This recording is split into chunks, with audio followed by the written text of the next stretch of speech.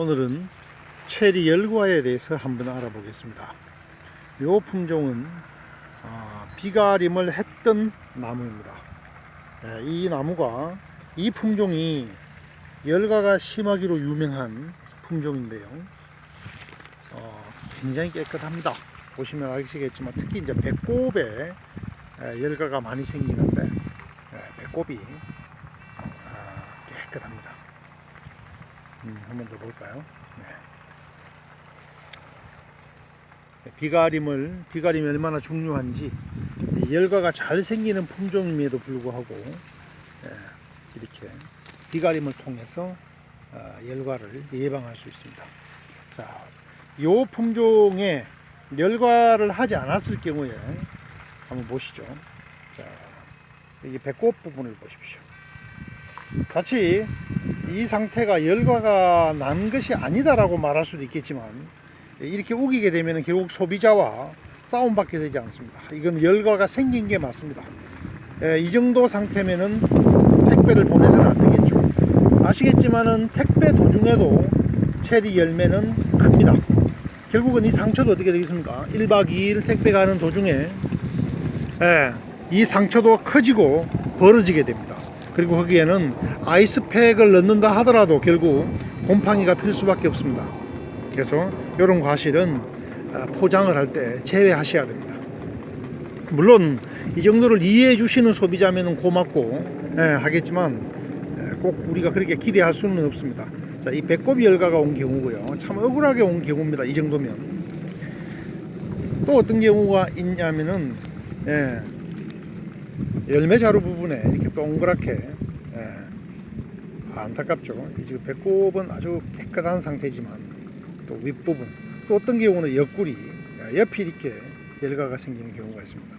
자, 비가림을 하지 않아서 열과가 일어난 나무를 한번 보도록 하시겠습니다. 이 품종은요, 일본 만생종입니다. 일본종인데요. 꽤나 보구력이 좋고 딱딱한 식감이 좋은 품종으로 알려져 있습니다. 그러나 마찬가지 비가림을 하지 않았을 경우에 이런 식으로 열과가 생깁니다. 자, 윗부분에는 좀 심하게 나타났는데요. 전체적으로는 한 10에서 15% 정도 열과가 발생했습니다. 전반적으로는 양호한 상태지만 앞으로 한두 번 더 비가 온다면 많은 손실이 생길 수도 있겠죠. 비가림을 하지 않은 체리나무입니다. 이 정도면은 비가림 하지 않은 것 치고는 깔끔합니다. 보구력이 좋기 때문이죠. 이쪽에도 보면은 배꼽 부분에 이렇게 열과가 온 것을 확인할 수 있습니다. 이 정도면 깨끗하죠.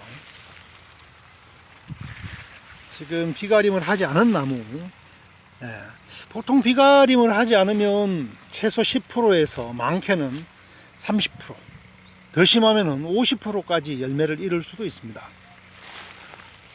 포장하다 보면 정말 아깝다라는 생각이 듭니다.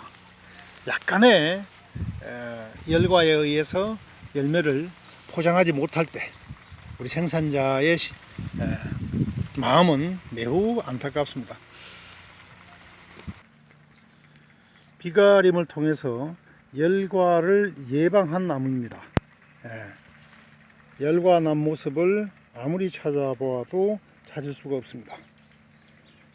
물론 비가 오기 전에 저 같은 경우에는 미리 관주를 충분히 해서 열과를 예방합니다. 열매는 직접적으로 이건 열과가 아니고요, 노린재가 과해한 흔적입니다. 비가 직접적으로 접촉하지 않도록 하는 것이 중요할 것 같아요. 비가림을 한 나무를 지켜보고 계십니다. 열과가 전혀 목격되지 않고 있습니다. 정말 간혹 하나씩 보이긴 합니다만은 비가림의 중요성, 비가림을 경주 쪽에 지금 비가림이 시범적으로 지금 한국형 비가림을 해놓은 곳이 있는데, 사실은 지금 현실적으로 거의 무용지물과 다름없습니다. 그래서 비용이 평당 6만 원이다 이렇게 얘기를 하는데, 제가 볼 때는 비용이 만만치 않고요. 정말 고민해서 한 2만 원대에서 평당 2만 원대에서 한국형 비가림을 시범적으로 올해 제가 한번 해보려고 했습니다만은 설계상에 문제가 있어서 1년 다시 더 연기되었습니다. 제 나름대로 비가림을 한 나무들인데요. 정말 찾아보기 힘듭니다. 거의 열과가 보이지 않고 있습니다. 비용이 6만원 이상, 평당 6만원 이상 투입된다면 제가 볼 때는 또 유지보수비도 생각해야 되기 때문에 또 합리적이지 않다고 생각합니다. 한 2만원대에서, 그리고 비 올 때만 씌우고, 그리고 비가 오지 않을 때는 다시 해가림이 되지 않도록 다시 철수하고, 이렇게 함으로써 비는 예방하고, 그리고 일조량은 계속 유지시킬 수 있는 그런 방법. 조금 귀찮긴 합니다만은 꼭 해야 되는 시설이 아닌가라고 생각되고요. 오늘 비가림의 중요성에 대해서 지금 살펴보고 있습니다. 비가림을 했던 나무들은 지금 보시다시피 열과가 거의 보이지 않고 있습니다.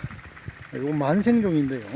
물론 아주 경도가 좋은 아주 딱딱한 품종입니다만은 딱딱하다고 해서 열과가 안 생기는 건 아니죠. 비가림의 중요성. 노지 재배라 하더라도 간이 비가림, 포도와 같은 간이 비가림은 필수적으로 포함되어야 된다는 생각이고요. 그리고 비용적인 측면에서는 2만 원대에서 합리적인 가격으로 시설을 할 수 있어야 되겠다는 생각이 듭니다.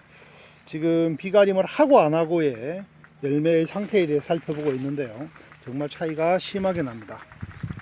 전혀 지금 노린재 가해 흔적은 뭐 볼 수 있습니다만은 비로 인한 이곳 경북 동해안에도 지난 80mm 정도의 비가 온 적이 있습니다.